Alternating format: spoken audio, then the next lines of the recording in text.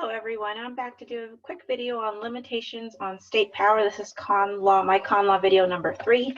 So I'm going in order of my approach. So it's justiciability, state action powers for the states, federal powers, limitations on state powers, limitations on federal powers, and individual rights. So pretty much that's the mnemonic that you guys need to memorize to remember that these might come up on your essay, and go through each one so you don't miss any issues. So limitations on state power. Supremacy Clause states that the Constitution is the supreme law of the land. Supremacy Clause continued, any state law that directly conflicts with federal law is preempted by the federal law, which means it wins.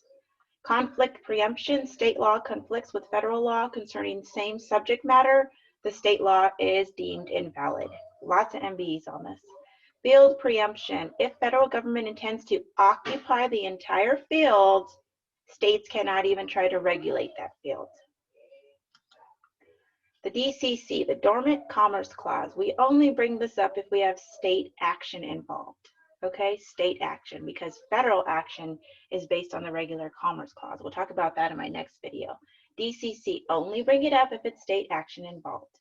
Restricts the states and local government from regulating activity that affects interstate commerce if the regulation is facially discriminatory and unduly burdensome. These two elements need to be met. Okay, so if it's facially discriminatory against out-of-towners, people who don't live in the vicinity, equals necessary to achieve an important non-economic governmental interest such that there is no reasonable alternatives. Those are your elements. Use the facts and do your analysis on that. Unduly burdensome. It cannot be unduly burdensome. Permitted if it is rationally related to a legitimate government interest and the burden impacted on interstate commerce must be outweighed by the benefits to the state. Rational basis test there. So both of these need to be written up if you get a DCC question. Exceptions to the DCC, market participant. This means that the state, when the state is not acting as a regulator, but rather owns or operates a business, it may favor local interest over non-local interest. So the state is acting as a market participant. That is an exception to the Dormant Commerce Clause. And congressional consent to the regulation, okay? Those are both exceptions. Tips on this. If state, you're gonna write on DCC, not federal, that'll be my next lecture. If the call of the question does not make the distinction and just states Commerce Clause, you need to make the distinction that it is the DCC because the state action is involved. You're gonna write on not DDC, DCC, sorry. That's an error. DCC, there we go. Dormant Commerce Clause. Fact triggers, things that you'll see in your MBEs that'll automatically, you're going to think of the DCC are, of course, state, and requiring all individuals or companies to do something. So the state is requiring all individuals or companies to do something. And since they're requiring all individuals that are similarly situated and treating others differently, then you're also going to write on the Equal Protection Clause of the 14th Amendment. I'll go over that in my actual individual rights video. State requires for some individuals to do something and some not to do something. So obviously, that's a fact trigger for your DCC. State giving discounts to some and not to others. City banning or limiting the out-of-towners access to state things. And these are a lot. The out-of-towners is a lot on MBEs and essays. The approach, I'm going to do a drawing here for you guys for my approach.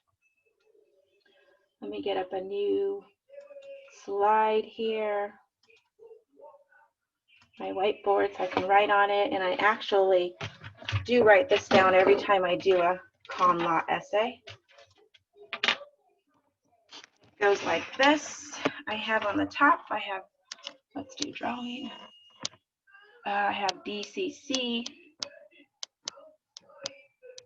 I go down and I'm going to put my rule. If I have another pen that'll write a little better here, my rule. Then I'm going to go down, I'll do another color so you guys can see. This is how I outline right before I go write my exams. DCC, I'm going to give my rule. Know that I'm talking about DCC, that's my main issue here. I'm going to go this way and this way because there's two elements to this rule. Element one is it facially discriminatory? And you write that up. Element two is it unduly burdensome? We have to write both of these up on our essay. After that, we're going to come down and we're going to do exceptions if necessary, market participant or congressional consent. Okay, if they're necessary, write those up. And I'll put my 2 arrows out for those. So we have market participant and congressional consent. So I write all this down as soon as I see that I'm going to be working with the DCC essay. This is for the essay. And then after all of this, then I'm going to give my conclusion. Okay, so first I'm going to start with my head note just for me, my DCC, and then I do a little chart really quick before, even on when I do MBEs, and I know it's based on the state action, so I'll put down this quick little chart so I know where I'm going. So I'm going to the rule first, write it down. Then I'm going to go to the 2 elements of the rule, and these are going to be separate head notes. Make sure you head notes, underline them or boldface them, however you want to do it. You write the facially discriminatory first, and then you're unduly burdensome. And are there any exceptions?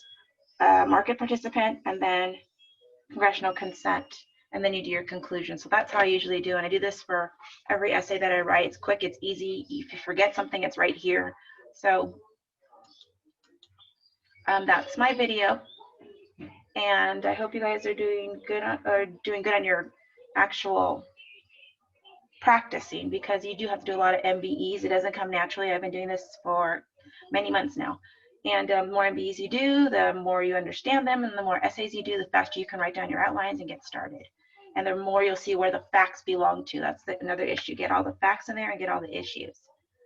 Okay, so this is my 3rd con law video. My next one's going to be on, I think I have a couple more limitations in state power. I'm going to do privilege and immunities clause next, and the contracts clause. Those are mostly on MBEs, but once in a while they'll throw in that on that immunities. Privileges and immunities, will throw that in on an essay really quick, and there's a distinction there. Okay, so I'll see you guys on my next video. Thank you.